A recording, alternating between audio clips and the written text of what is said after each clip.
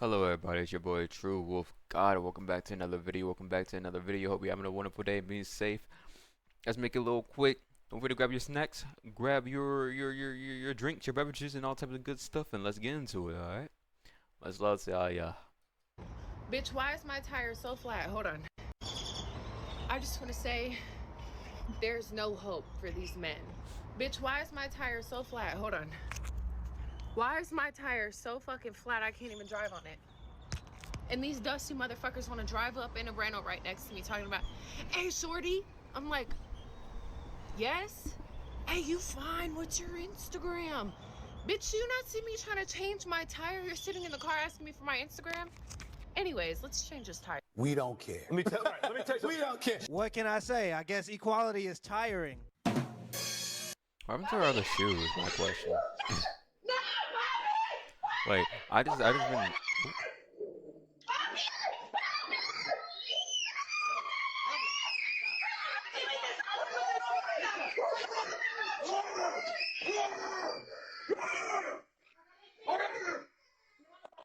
Inside. That's what I'm talking about. This is W, why you Dad. choose the man instead of the bear. W, because if a man feels like his man, family is threatened, Help the bear. You happy that you act more like a man than the actual man? Congratulations! Now we finna get. Now you finna go work on the railroads. Since you wanted to act like that, go ahead and go build a train, bitch. Take your strong ass. Ray, okay. You're When we open for business, we are the so community. wild, bro. Okay, so Is this a voodoo doll? I made a voodoo doll of your ex. Maybe your father didn't spend enough time with you. Wow. I hate that man. Alyssa!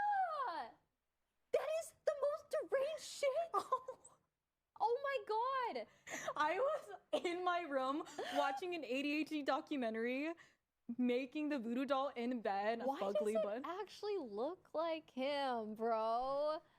This is so troll. Yeah. I actually am so scared. Like, what if it actually harms him? Should we test it?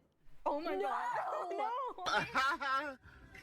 I don't know what it is. It must be in the hair dye because as soon as women start dyeing their hair different colors, it's always followed by feminism, astrology, and this weird spirituality witchcraft. Like as soon as I hear a woman say that she hates men, I'm just like, oh, so you pray to rocks. Yo, if you're talking to a girl and she has tattoos, like random small little tattoos in random locations, leave the bitch, bro. I'm Tia, the one with the ring. Oh. So don't get it twisted. Okay, Tia. That's my sister, the one without the ring. I'm married. Put it on the box. Really? Tia, the one that's married. A few moments later. Decided that it was better to be lived, your life's better lived apart than together. Yes. How did you know that it was time That's a really good to question. take that route? I knew when I really started to focus on my happiness. I feel like women, we tend to focus on everybody else's happiness, making sure that everybody else is okay. Okay, before we finish that, so you're telling me you married a man that you wasn't happy to be with? Is that what you're saying to me?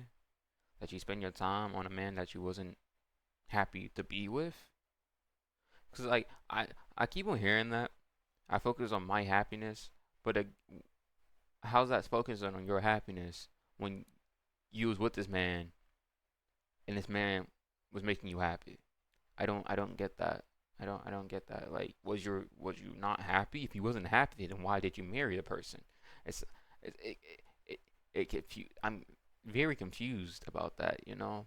Like, you can't give like 1 month of bad things and then say you wasn't happy in the marriage. Like, not everybody is gonna be, happy in a marriage.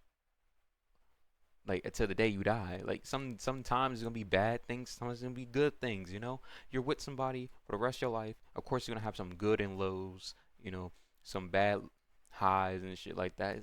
It's insane. It's insane. How I just phrased that was insane. By the way, that's some good.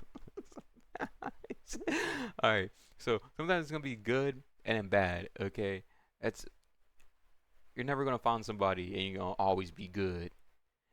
That's not realistic at all. You're gonna have goods and you're gonna have bads, and you sticking out because you love the person and you having the patience to grow with that person. I understand sometimes it's like at one point it does become, oh, this is just too much bad than good. Then yes, 1000% leave that shit. Because obviously it's not good for both of y'all if it's too much bad. But it's not always going to be good. It's going to be fights here and there. It's going to be mishaps. And some days you're going to feel like, shit, why am I here type shit. But at the end of the day, y'all both love each other. At the end of the day, I should make it work. You know? Meaning our children. Yeah.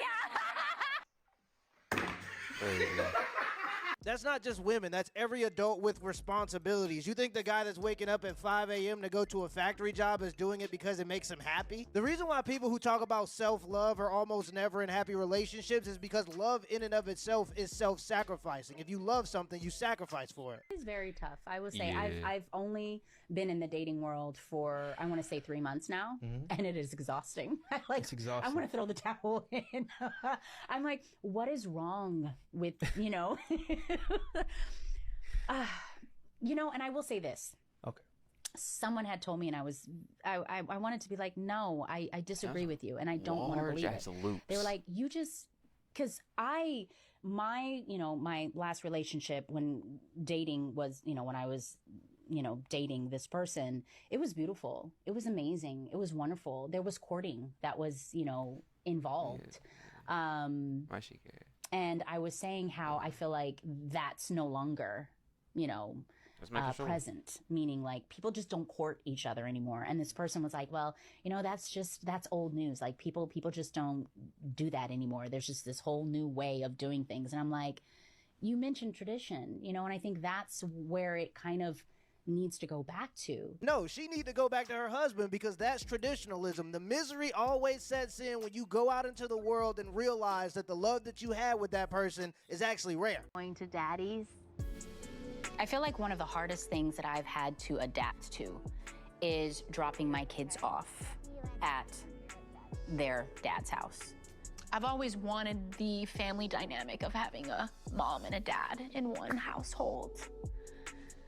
And when you're dropping your kids off, you actually visually see how that is no longer. Okay, but does she visibly see how she directly caused that? Does she visibly see how she always wanted a two-parent household, but she took that privilege away from her kids because she prioritized her own happiness over her kids' happiness? Being selfish will always lead to misery. Love is about sacrifice. Sam, you don't know the background OG of why niggas say 75. I don't know if you ever seen my chat, watch my stream. If you ever heard, I might tear up telling you the story. I was 16, I had a Latina girlfriend. I thought I was a shit. She told me that she had only, 2 bodies or some shit, and I'm one of them, maybe 3, some shit. And one day I was on her Twitter, and she said her ex was a football player. I went on her Twitter, the recent tweets right before we did it was she said she was going to her nigga's basketball game. I said, hold on, this nigga a multi-athlete? So some of my stomach wasn't sitting right. I had her Twitter password, so I guessed it for her Snapchat password. I opened up her Snapchat password, she cheated on me with 75 niggas. The same videos, listen, let me finish. The same pictures and videos she would send me of, thing, how it be, what I'm saying, pictures and stuff. Yeah.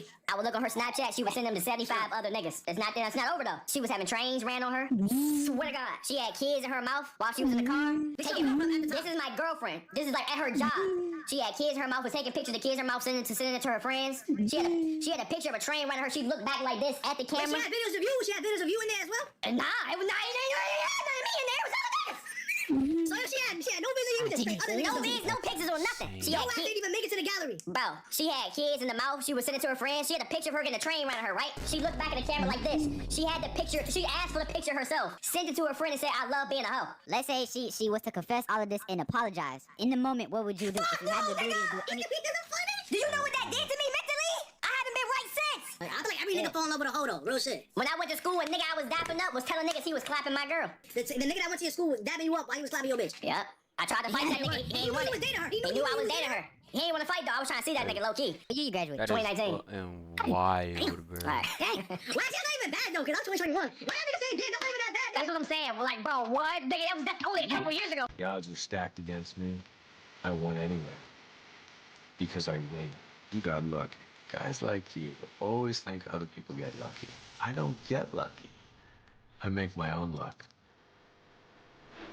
Luck is when preparation meets opportunity. The only issue is other people never see the preparation. They only see the random opportunity, and that's Nothing is more racist than Democrats chaining poor kids to failing schools, robbing them of the what they consider luck to be. When I made this YouTube channel for the first 6 months, I was making videos every day, getting 35 views, 10 views, 12 views, while also going to work. One day I had an off day and I really didn't want to make a video, but I convinced myself to do it anyway. That video got 35,000 views in 5 days. Fast forward to now, I have like 850,000 subscribers. That would have never happened if I didn't do it the day I didn't want to do it. Well, it would have happened eventually because I'm relentless, but that day I struck when the iron was hot. If you're not prepared for the opportunity will never come. Damn right. Damn right. So keep on pushing, everybody. Keep on pushing. I want y'all to know, just keep on pushing. Keep on pushing and keep on going. To all your goals. For all your goals, keep on going, keep on pushing. You got this. You got this. I see. What you do for work? I used to be a teacher, but now I'm like on to better things. I'm a professional gold digger. I got you a high five. You don't give me a high five? No. Damn, gang. All right, for sure. How you feel about it, Wavy? How I feel about it? What the hey, come on, bro. I'm not no dummy. You gotta go to the left. Okay. What the hell? How you gonna be a professional gold digger? Because I can still run it up and that shit don't make no sense. But it do. That shit don't make no damn sense. Why y'all doing this shit? This shit crazy. I understand, but you can't be walking around with $50,000 around your neck and then act surprised when you attract gold diggers. That's like when women post bikini pictures on Instagram and then complain that men only want them for their body. If you put out honey, you're gonna attract bees. If you put out shit, you're gonna attract flies. Imagine dating someone who has to wait for payday. You mean someone that's employed? What? The audacity of men these days. How dare you have a job? So icky. Most people don't know this, but there's a brain structure called the anterior mid-cingulate cortex. What's interesting about this brain area is there are now a lot of data in humans, that's a mouse study, showing that when people do something they don't want to do, like add 3 hours of exercise, not about adding more work, it's about adding more work that you don't want to do. This brain area gets big. It's smaller in obese. It gets bigger when they diet. It's larger in athletes. It's especially large or grows larger in people that see themselves as challenged and overcome some challenge. And in people that live a very long time, this area keeps its size. In many ways, scientists are starting to think of the anterior mid-cingulate cortex not just as one of the seats of willpower, but perhaps actually the seat of the will to live.